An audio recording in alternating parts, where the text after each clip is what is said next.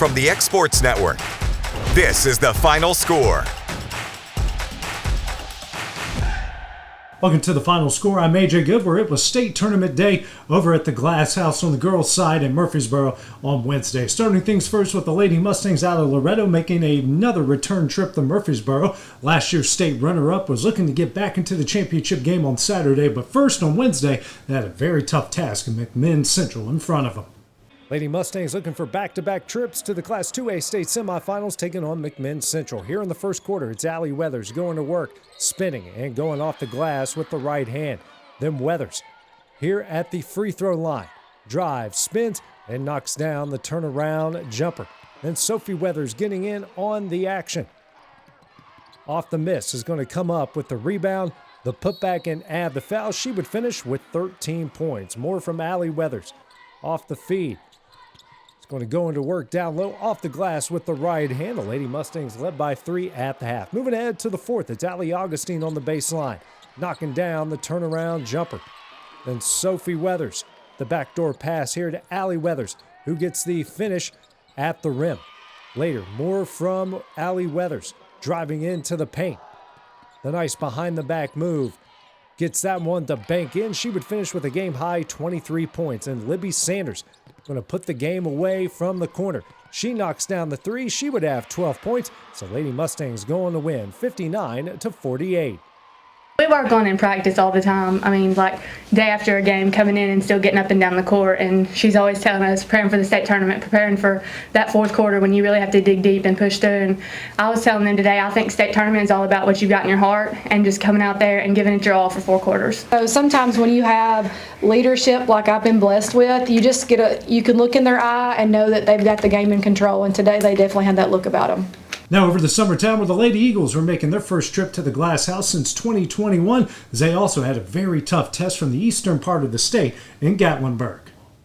Summertown looking for the spot in the Class 2A semifinals, taking on Gatlinburg-Pittman. Here in the first quarter, it's Ella Busby, the start of a big game, knocking down the three from the wing. Then it's Busby again. Off some nice passing here from Gabby Long straight away, she would knock down another three. Then in transition, it's Abby Jo Schaefer going to work off the outlet pass, the drive, the nice move, and the finish. Moving ahead to the second quarter, it's Busby. Johnny on the spot coming up with the rebound and the putback. The Lady Eagles trailed by 2 at the half. Moving ahead to the third. Long is going to find a wide open Hannah Jones down low for the left-handed finish. Then Riley Blackwood going to work. Driving the baseline, stopping, and knocking down the short-range jumper. Then Busby going to call her own number, driving and getting the finish. She would have a team-high 14 points, but the Lady Eagles would fall in this one 50-36. I hope it benefits them a lot, because we got I think if we'd made it here, the 4 seniors, it would have been a little different, big stage, but, Ellie Lou and Gabby and Ella played a lot in the last couple of weeks, so I hope that does help us get some momentum going forward. But I'm really happy for the 4 seniors to get us here. Like it's a big accomplishment for what we graduated and what everybody thought was going to happen the first year to what really happened. Their leadership. That's a big thing for them. Everything to us. Like we were his first group of freshmen, and we made it to sub-state, every year that I've been on the team. And then just to make it to state your senior year, it just feels really good.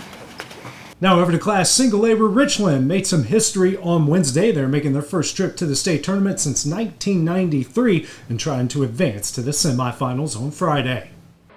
First trip to the Glass House in over 3 decades for the Richland Raiders as they were taking on Copper Basin. Here in the first quarter, Shelby Higgins. The start of a big afternoon, knocking down the three-pointer. It's Blaley Blair. A nice crossover move goes into the paint, and the left-handed scoop shot up and in. Later, it's Caitlin Bass, this time from the wing.